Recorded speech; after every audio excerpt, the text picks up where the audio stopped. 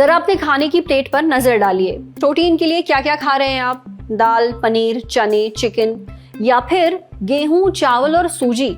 हमारे देश में लोगों को लगभग 50% प्रोटीन अनाज से मिलता है, लेकिन अनाज प्रोटीन का अच्छा सोर्स नहीं है। सभी अनाजों में प्रोटीन बहुत कम मात्रा में पाया जाता है, उसकी क्वालिटी भी अच्छी नहीं होती। ये सामने आया है council on energy, environment and water यानी कि CEEW की एक रिपोर्ट में। ये report house hold consumption expenditure सर्वे 2023 से 2024 पर बेस्ड है। Council on energy, environment and water एक नॉन प्रॉफिट थिंक टैंक है।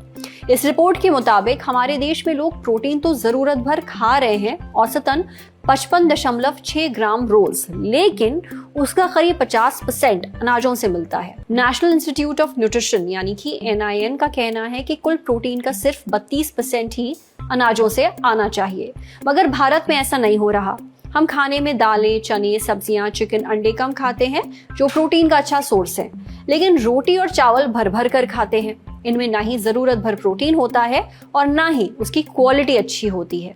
रिपोर्ट से पता चलता है कि हम भारतीय सब्जियां, खासकर हरी सब्जियां, फल और दालें कम खाते हैं। मोटे अनाज जैसे ज्वार, बाजरा और रागी की खपत भी तेजी से घटी है। बीते 10 सालों में इनका सेवन करीब 40% कम हो गया है।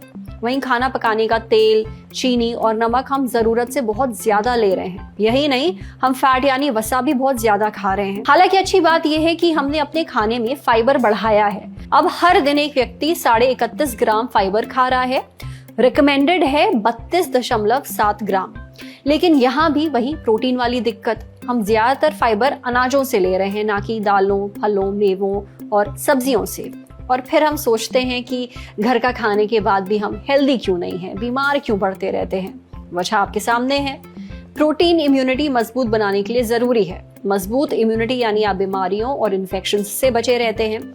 इसलिए जरूरी है कि आप पर्याप्त मात्रा में प्रोटीन खाएं और ये प्रोटीन आपको सही सोर्स से मिले, जैसे दालें, हरी पत्तेदार सब्जियां, चने, चिकन, अंडे वगैरह।